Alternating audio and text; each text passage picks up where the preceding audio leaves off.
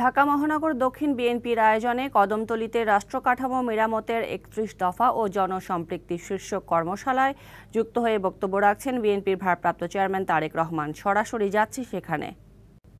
তাদের এই ব্যাপারটিতে নজর দেওয়া একটি অন্যতম প্রায়োরিটি থাকতে হবে। এই ব্যাপারটিতে নজর দেওয়া দুটি ব্যাপার এখানে, একটি হচ্ছে যানজট, আরেকটি হচ্ছে দূষণ, বায়ু দূষণ।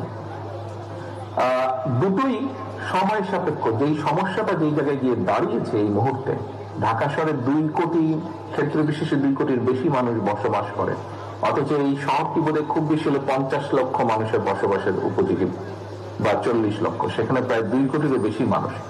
স্বাভাবিকভাবেই এতগুলো মানুষের চলাফেরা থেকে শুরু করে সবকিছুর বিষয়ে আপনি যেই পদক্ষেপই গ্রহণ করেন, পদক্ষেপ গ্রহণ করতে হবে, এর ব্যাপারে কোনো সন্দেহ নাই। কিন্তু সেটির ফল পেতে হলে আমাদেরকে একটু ধৈর্য ধরতেই হবে ভাই।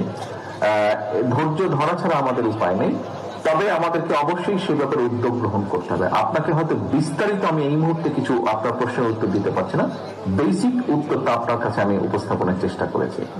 আমাদেরকে ধন্যবাদ। এবং পাশাপাশি আমি মনে করি আমাদের প্রত্যেকটি মানুষের প্রত্যেকের অবস্থান থেকে একটু করে হলেও দায়িত্ব আছে, একটু করে হলেও দায়িত্ব আছে। একটি বিষয় কি, কয়েকদিন আগে কোন একটি জায়গায় কথা হচ্ছিল, ব্যাপার হচ্ছে যে দেখুন, আমরা যদি যেমন ঢাকা শহর পরিষ্কার করার দায়িত্ব ঢাকা দক্ষিণের দক্ষিণ সিটি কর্পোরেশন, তাদের পরিচ্ছন্ন কর্মী আছে, তারা পরিষ্কার পরিচ্ছন্ন করছে, এই কথাটি যেমন সঠিক, আবার এই কথাটাও সঠিক যে আমরা যদি ময়লা কম করি, যেমন আপনি নিজের ঘর দিয়ে যদি বিবেচনা করেন, আপনার ঘরটি আপনাকে প্রতিদিনই আপনি পরিষ্কার করেন,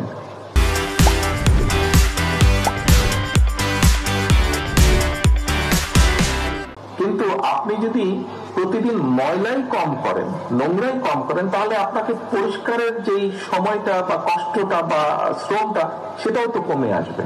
যে আমরা সকলে যদি নিজেরা চেষ্টা করি নিজের অবস্থান থেকে যে আমরা ময়লাই কম করব, তাহলে পরিষ্কারও কম করা লাগবে। সেক্ষেত্রে তাদের জন্য, যারা পরিষ্কারের দায়িত্বে আছেন, তাদের জন্য পরিষ্কার করার কাজটা কিছুটা হলেও সহজ হবে। আমাদেরকে সকলকে মিলে সবকিছু করতে হবে। এককভাবে রাষ্ট্র পারবে না বা সরকার পারবে না বা সিটি কর্পোরেশন পারবে না, আমাদের প্রত্যেকটি নাগরিককে চেষ্টা করতে হবে। আপনাকে আমি একটি উদাহরণ দিই। এখানে একটি স্টেডিয়াম আছে, উইম্বলি স্টেডিয়াম। কয়েক বছর আগে এখানে যখন অলিম্পিক হয়, সেখানে ফুটবল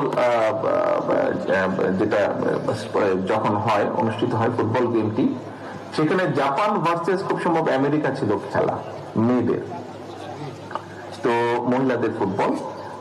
তো যখন খেলা শেষ হয়ে গেল, পুরো স্টেডিয়ামটার মধ্যে একদিকে জাপানের মানুষজন বসেছিল, আরেকদিকে আমেরিকান বা অন্যান্য মানুষও বসেছিল। জাপানের লোকজন সব একসাথে বসেছিল, যেহেতু তাদের দেশের টিম ছিল।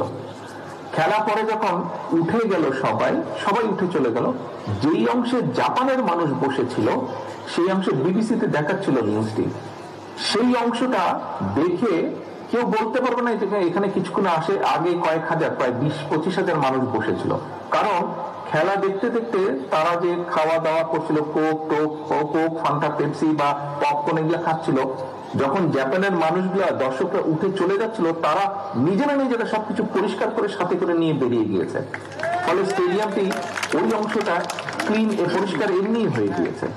তো এই উদাহরণটা দিয়ে আমি নিশ্চয়ই বোঝানোর চেষ্টা করছি যে আমরা যদি নিজেরাই সচেতন থাকি, তাহলে সবকিছু আমাদের নিজেদের জন্যই সুবিধা হবে। ধন্যবাদ।